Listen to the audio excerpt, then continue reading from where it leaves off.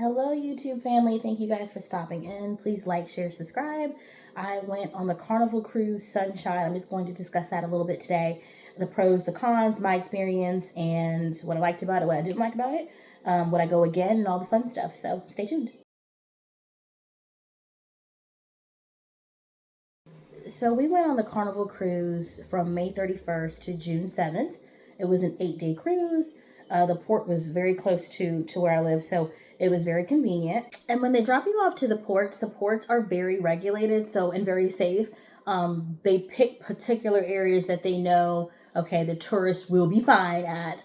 I was a little concerned about Amber Cove, DR, before we got there, because I had went to DR before, and I was like, wasn't in the best area at times when I went, but I didn't know any better. But at Amber Cove, it's very kind of like off to itself. Like, they know what they're doing. They're not just dropping tourists off anywhere. I had an amazing time in San Juan. San Juan was absolutely beautiful. I have to say maybe San Juan and then Turks they were my top two. We went to 3 places: San Juan, Amber Cove, and then Turks, Cancos. But of course, the water at Turks was like breathtakingly beautiful, of course. So that was my favorite part. But also San Juan, we didn't get to walk as much as we wanted to because we didn't have enough time. We only had like 4 hours off the boat, but it was amazing. I would definitely go back to San Juan, old San Juan again. The food was amazing. The people were great. But my point is, it's very regulated where they drop you off at, so you don't have to be worried about, is this a safe area? Because the areas they're dropping you off at are very accustomed to tourists. So I have my notes here. That's all I'll be looking down. And then I have my little Carnival cruise paper with all the events and the things that they had to do. So this will kind of jog memory into what happened and what I liked and what I didn't like. So this kind of helps me out. Okay, so let's start off with the pros. So one of the pros, the destinations and the ports where they drop you off at when you get off the cruise ship, very regulated, very controlled.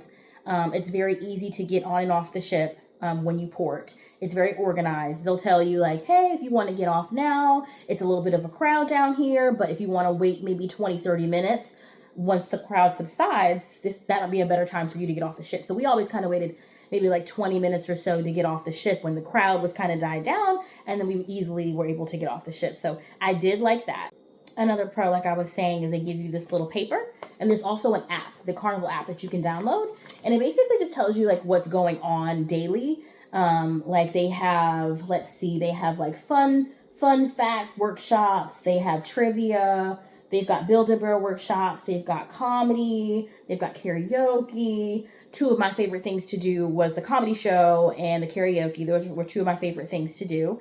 But this paper kind of outlines everything that they have to do that day. You get a new paper every morning. They kind of put it out at night too. So there's always you'll always be up on what's going on. And you can also use the app. We just found the paper to be a little bit more inclusive because everything is on the paper and you don't have to keep going through the app trying to figure out if you've missed something or not. So we thought that was really nice that they had that paper.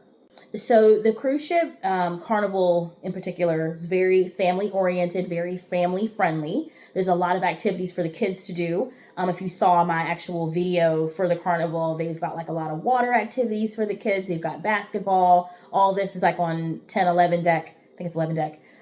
They have all of these like activities for the kids, and adults can join in too, but you can tell it's kind of more for the kids. They have a lot of kid-friendly pools on 9 mid because there's 3 levels. They organize it into 3 pieces. So forward is like the front of the boat, mid is like the middle of the boat, and aft is the back of the boat. So it'll say this event is going on 9 mid. So it's 9, floor 9, middle of the ship. Or they'll say this is going on 4 aft. That means it's on deck 4, towards the back. So, you'll learn the forward, mid, aft lingo very quickly. And it can be a little hard you can get lost if you don't know that lingo, but you'll pick it up very fast. But there's a lot of kid activities, very kid-friendly things to do. So if you want to bring your kids, great. And they'll probably meet other kids on the ship. So very family friendly for sure. And for the adults, they have like onboard babysitters almost. Like there's staff that you can bring your kids to. And I saw a few of the kiddos with some of the staff, and you can leave your kids so you can have adult time. You can leave your kids with some of the staff, and it's very regulated. So if the family or mom and dad want to go have a good time and leave the kids, there's staff that can watch your kids. So that's also another plus. When you bring the kids, you will have like an onboard babysitter if you choose. There's definitely premium liquor on board. They have like a lot of top shelf stuff, not just like the bottom stuff like you see on some of these all-inclusive resorts. They actually had like top shelf liquors, so that's good. And in the drink package, you get, if you buy the drink package, which we did, the drink package itself is like $550 a person. And if you're in the same room as that person, let's say the person that you're with does not want to buy the drink package, they basically have to, because I guess they don't want you bumming drinks, kind of. So whoever's in your group, they have to buy the drink package as well if they're an adult, if they're over like a 21. So my drink package, the drink packages as of June 2025 were $550 a piece. You get 15 drinks a day. I think it starts over at 6 a.m. is when the package like resets or starts over. Will you get to 15 drinks a day? It's kind of hard to do, but it's not impossible. I didn't. But and that drinks, those also include like not just alcoholic drinks. They also include like soda, bottled water. Bottled water is like $2.50. So the drink package itself is not just alcoholic drinks. It's also just like sodas or bottled water as well that count towards your 15 a day. So the cruise for two people, it was around 3,200 ish. So like 16-ish a person. So not too bad, that was kind of, and that was 8-day cruise on top of that. So like 32-ish for two people. Keep into account that you also want to buy the internet because you're going to be out to sea. You can also see what your carrier is. If you have T-Mobile or Verizon, see what your carrier will offer as well. But we just went on ahead, since we were on water, we went ahead and bought the internet package. I had some issues calling out on the package, so I basically at times I had to like use my Verizon to connect to them to make calls out. It was spotty in certain spots. You should be able to make calls on the package, but there were spots on the ship I was not able to make calls, so I had to like turn off the package and go to my Verizon to make a call. So that was kind of like frustrating at times. But they do offer the internet package. You can go online and pick whichever one you want. We got the premium one, but it wasn't really acting premium at times. It was about 200-ish for 8 days. So do the math on that. But yeah, it was like 200-ish per person for the internet package and talking package. So you might want to consider buying that. I mean, just so you're able to access things while you're on water. And so the cleaning staff was great. Shout out to Nee. She was amazing. She was our consistent housekeeper attendant the entire time, the entire 8 days. She was amazing. Of course, you want to tip your staff. So we always did that. When our service was amazing, we tipped all the time. You might want to also bring some extra cash with you. I know the cruise is already expensive in itself, but there is like a tipping culture on there. I have to tell you that. There is like, not saying it's expected, but you do get better service when you throw a tip here and there. It doesn't have to be $10 or anything. You can do like a few bucks, $2 or $3, $5. But if you have consistent good staff, I tipped. Also, they will put a hold on your card for the tipping, and you'll have to go down to guest services to get it off if you don't want to be charged for it. We tipped along the way. I brought some cash, so I kind of knew how I was going to do this. I was like, well, what I'm going to do is I'm going to tip in cash. I tipped on my card a little bit, but I tipped in cash a lot. So what I did at the end of the cruise, like day 7, we went down to guest services, and it's not that much. It's like $130 something hold they'll put on your card on file just for the tipping. So you can get it removed, but you have to do it at guest services. So just do it kind of towards the end of your cruise. Go down there and get that hold removed if you don't want to. And if you didn't tip along the way and you want to keep that 130 hold on your card to serve as your tipping, that works too. But we tipped along the way on our personal card and in cash. So we were like, take that off, because we did our part with tipping the people who were amazing. So just be aware of that. And if you don't want the hold, go to guest services like a day or two before your cruise ends.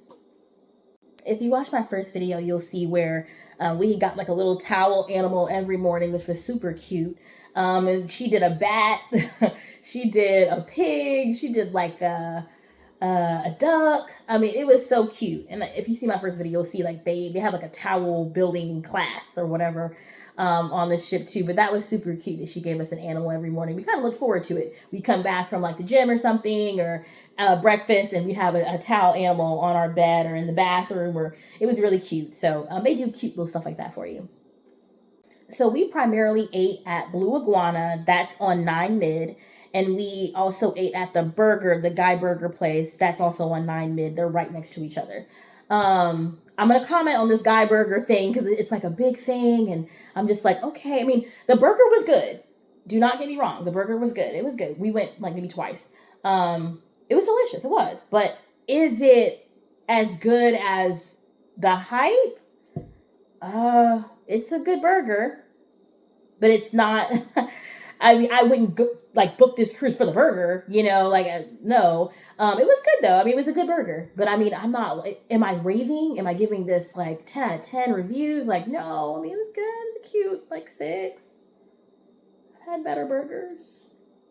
I just feel like sometimes people hype stuff up, but in my opinion, it was like a 6 out of 10-ish. It wasn't like max of 7. Okay. I mean, it wasn't anything where I'm like, oh, book this cruise for this burger. Like it was good, but it wasn't what everyone's hyping it up to be. But it was good. I actually like Blue Iguana better. They did like knockoff versions of Chipotle. If you ever had like you went to Chipotle, it's kind of like that. You can go down the little line and you can build your own bowl. We ate that almost every day. And also Blue Iguana, they have tacos. So there's a section where you can get a bowl, and there's another line where you can get like tacos. We were tearing those chicken tacos up like every day, and we got a bowl almost every day. So keep an eye out. They kind of close a little early, so keep an eye out on the times there. We didn't really eat the breakfast, but like the lunch at 12 p.m. when they had those knockoff Chipotle bowls, we were there, and the tacos were really good. I found that was better than the burger, to be honest. Also, breakfast time, they have a lot of options. The food, the buffet style food is very, if you've ever been to like an all-inclusive resort, the food is like that. It's not top tier. It's not top premium food. It's like, it's food. You know, you're going to eat something, but is it like premium? Like, no. It's kind of like all-inclusive resort style food. So be aware of that. We kind of stuck with Blue Iguana, the burger, and then also there's a pizza place that they have inside where it's like brick oven pizza. A lot of people, that line is usually pretty long. So those are the 3 things we kind of stuck with. Breakfast, unfortunately, don't have a lot of like non-pork meat options. Of course, you know, so that kind of was like a little frustrating because I mean, I don't really eat pork. So that was kind of like hard sometimes, but I was able to find like grits and boiled eggs and toast and fruit, that kind of thing, to eat in the mornings, if you want to go to the buffet. So just kind of keep those things in mind. Most of the time there was enough room for all the guests when people wanted to attend events. So I'd say like the 80s party, that was on 9 Mid. When they had the white party, that was 9 Mid as well, and they had enough room for that. The Liquid Lounge, they had a lot of shows. Liquid Lounge, there was always enough room in Liquid Lounge for that. The only place that did not always have enough room and people had to stand up sometimes was the comedy show. That's Limelight Lounge. There is kind of where it's one of the most popular things to do on the ship. Like going to the comedy shows. You can tell the lines are always long for it. It's like, it's the like one thing that the adults can have. They have like an 18 show and under, and they have a 21 and up show. So if you're an adult and you want just some adult fun, go to the 21 and up show. It'll tell you, it'll say it in parentheses on the paper. that this is the 21 and up show. So that's something for the adults to do, but just get there early. I would get there maybe 30 minutes before so you can kind of get in line, because there's always a line, especially for the adult show. So get in line for that. So I get in line 30 minutes before the start time, because if you don't want to be standing up, one time we had to stand up because we got there kind of late, then you want to get there 30 minutes before. It's a very popular thing to do. So sometimes they ran out of seats in the Limelight Lounge for the comedy show, but most of all the other times we went to events, there was always enough seats for everyone to sit. They also have a lot of high-end shops on board if you want to buy things. They also have Carnival gear that you can buy. That line was always long, the Carnival gear line, to buy hats and shirts and things like that. So that's available on board. They also have a gym, which I think was great. I went to the gym a few times. You can feel the boat rocking sometimes when you're in the gym, so be prepared for that, because you're kind of ooh, whoa. But it's good that they have one. In my opinion, the best restaurant on board was Gigi. It's Gigi Asian. It wasn't included. Of course, the best food is never included, right? It wasn't included, but it was $24 a person, which we went twice. I mean, it was so good. I was woo, and I love Asian food anyway.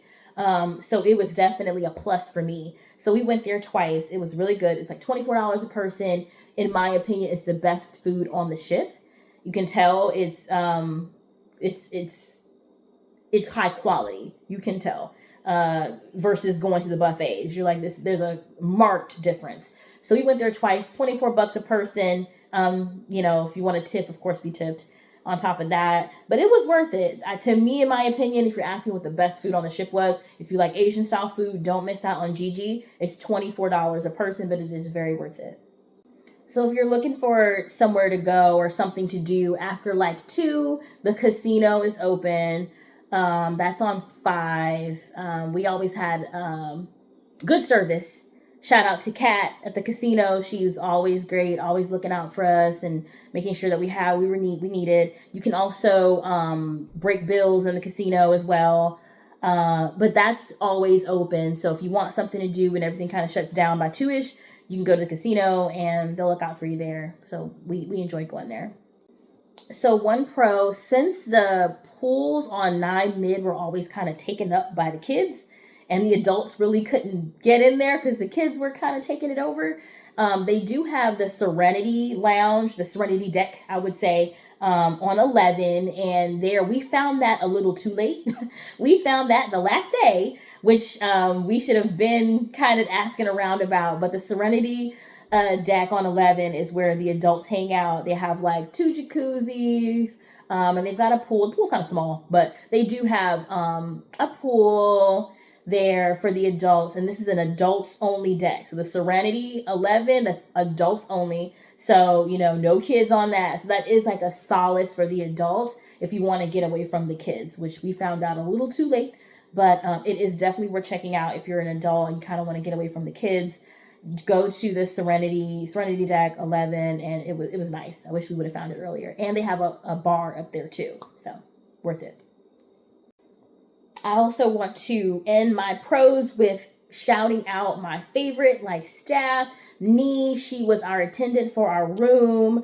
I want to shout out Ikatu. He was our dining room attendant twice. He helped us out there. He was very nice. We enjoyed him. Ronnie was the supervisor there at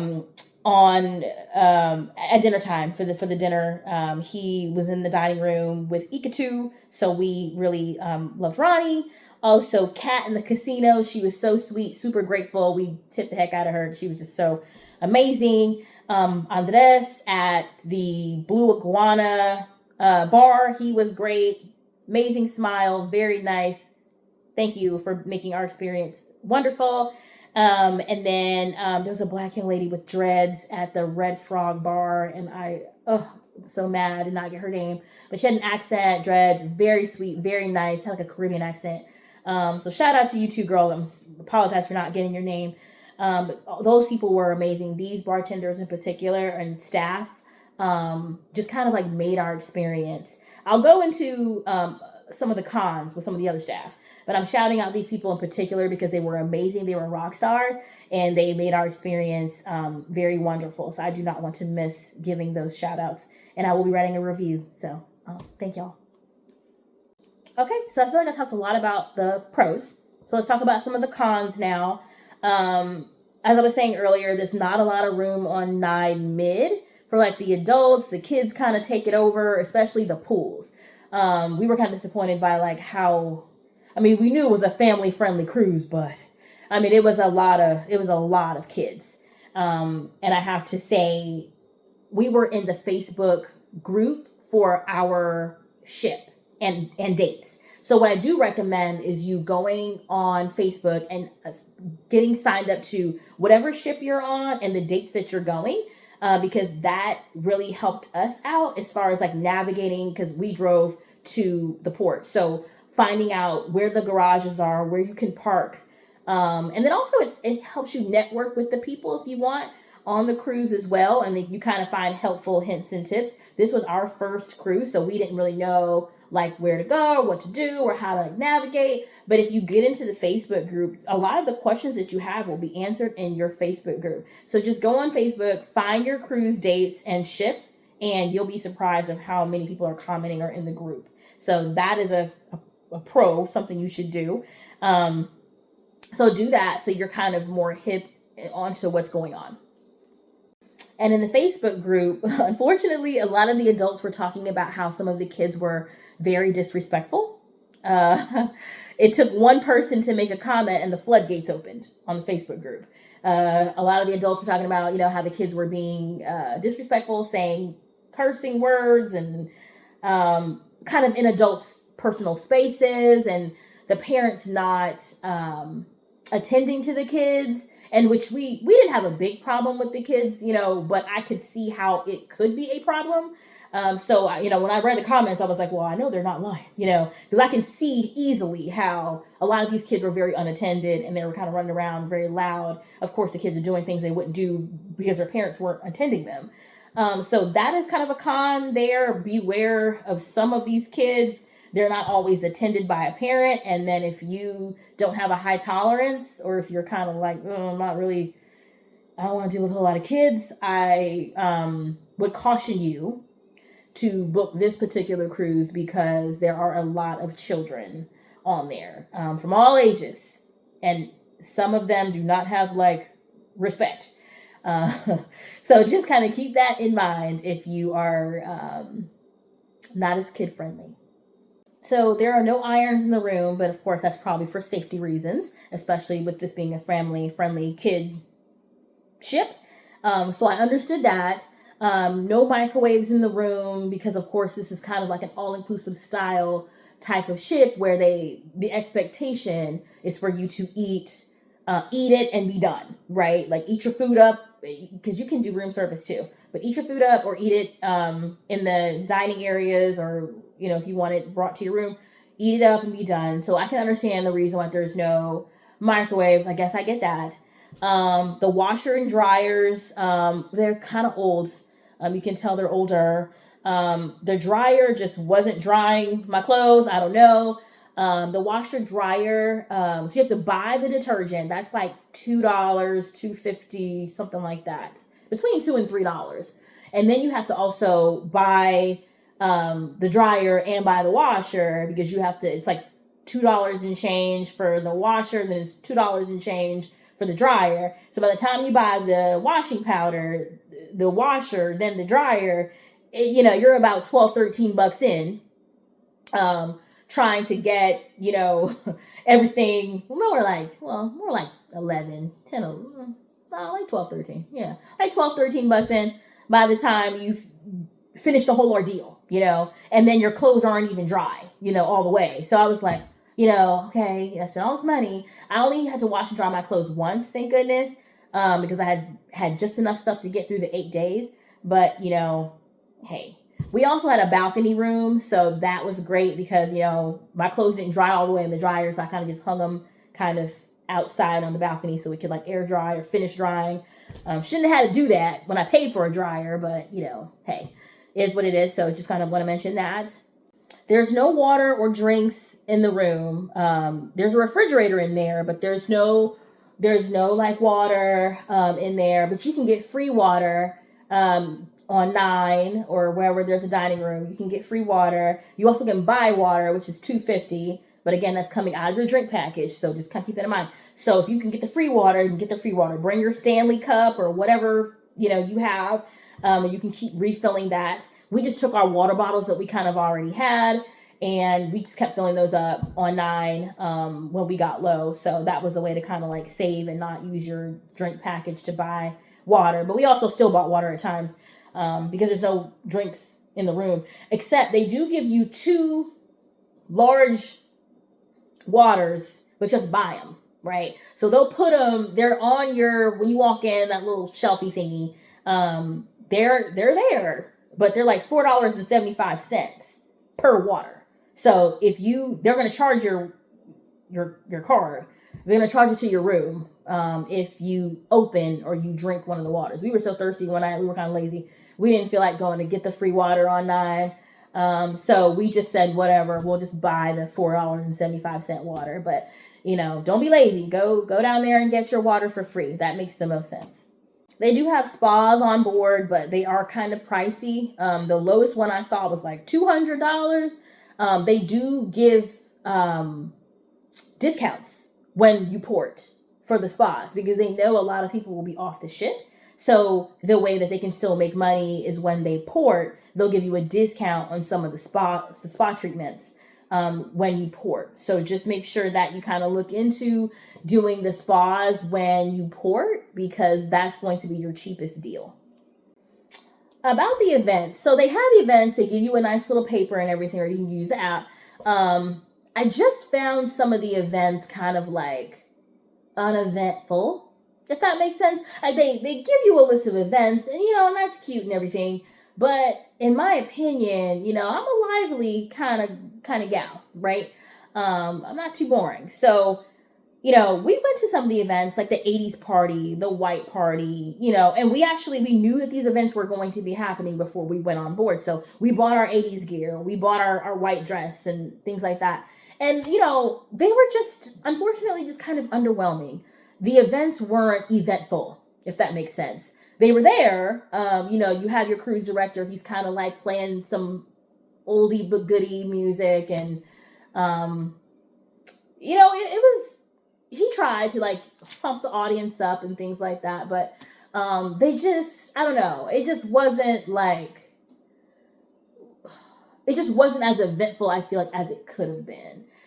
They were just kind of very dry. Like, it's like everyone's got dressed and got their white on. And then it's kind of like, you do a little of this and that. And that's it. I mean, it wasn't, I don't know. To me, they were kind of uneventful. And the person I went with too said the same thing. We're like, oh, okay, we got dressed and all that. But like, the event wasn't really eventing. So, there are events and there's things to do, but some of them are kind of dry, kind of like womp, womp, womp, there's a list of things, but are they going to be full of energy, full of life? Like, to me, some of them were lacking, very lackluster, especially like the 80s party and the white party. Unfortunately, I thought it'd be a little bit more like popping or something, but it just wasn't, it's kind of dry. So, and I'm pretty lively. So for me, it was just like mediocre, like mid. They also don't really enforce dress codes like that. Like 80s party, white party. When we have elegant night in the dining room, the dress code just wasn't like enforced, It's more like suggested, but it's not enforced, which can be a good or a bad thing, I guess, depending on who you are. If you're someone who likes to dress down and you don't really like to participate in things, I guess for you that'd be a plus because you're kind of like, okay, well, they're not going to enforce anything. But it's always fun to kind of participate, so I guess it can be a pro or a con depending on who you are, but they don't really enforce the dress code even when there are like theme nights. So this may be a little controversial, but I feel like it's my duty to say something because I don't want my black brown girls going on there kind of like naive about it. So I can only talk about my experience. I cannot talk about someone else's experience. I'm going to tell you what I experienced. This does not mean that you will experience it. I just feel like I need to touch on it because I wouldn't be being true. This wouldn't be an honest review if I did not. You maybe have been on a cruise 35 times and it's never happened to you. And I am so happy for you that it's never happened to you. Okay? I'm happy for you. But it happened to me. So I'm sharing my experience and what happened to me. If it never happened to you, great. If it doesn't apply, let it fly. Okay? I'm just telling you what I went through. So, I in my opinion, there was some discrimination at some points in the cruise, particularly at like the Limelight Lounge. It's like a club on there, and then other places we went to. It happened more than once, and it wasn't just the club. It was at several different other like little bars and stuff we would try to get drinks at and things like that. So it didn't happen just once, is my point. There'd be times where we'd be standing there, the bartender would lock eyes with us. Literally, we've been standing there for like 15 minutes, and the bartender would lock eyes with us.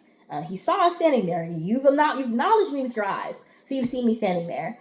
And then there'd be like, a white male that'll walk up, and he will, they attended to them who just walked up, and we're like, we've been standing here for like 15 minutes, and this guy just walks up and he serves him immediately. It was very off-putting. Or, there would be times where we would, go to certain bars and, they'd see us standing there, and then, it kind of they'd look at us, but then still serve other people that just walked up. And I'm looking at it like, this is, you just lost out on tip, because we actually tip. That's the thing. You may look at me and say, oh, she's not going to tip me, but we tip. You just lost out on like a really good tip. So we would just walk away, and go to places that we knew would serve us, and were happy to be in our corner, and that's who got our money. And that's another reason why I did not want to do the overall tip, the $130 that comes off your card, because in my opinion, I'm going to tip the people who deserve it. I'm not just going to give a general tip and this just goes into the abyss and we don't know. I want to give personal homage to the people who did me right, who were there for us on the cruise. So, and I shouted out all the great people. There's probably a few I missed, I'm sorry. But the people that stood out the most, that made sure that our experience was amazing, I always made sure that I tipped, and I tipped well. So my thing is like, long story short, like, it's sad people judge the book by its cover, but like, we tip, so you missed out on like tip after tip. When you treated us, like we were like less than or something. But I just want to say that because I just, want everyone to be like women, especially Black women, but also women in general, to kind of be aware, because sometimes, when that male walks up, they immediately, give these, the men the respect. And we're like, okay, well, we were standing here, longer than they just walked up, and you just, so at times, it's like that male presence, as we know, this happens in life. But I just want to touch on it because there were certain bars that we went to that did not like, and it's the person, it's not the bar itself. But some of the people that they have working these stations are not like as friendly as others. Two particular places we went that we had problems with, like I said, was the Limelight Lounge. That one was, we had trouble like twice there. And then maybe like twice at the Red Frog bar on 9 Mid. Not the Red Frog pub on 5. Not that one, they were great.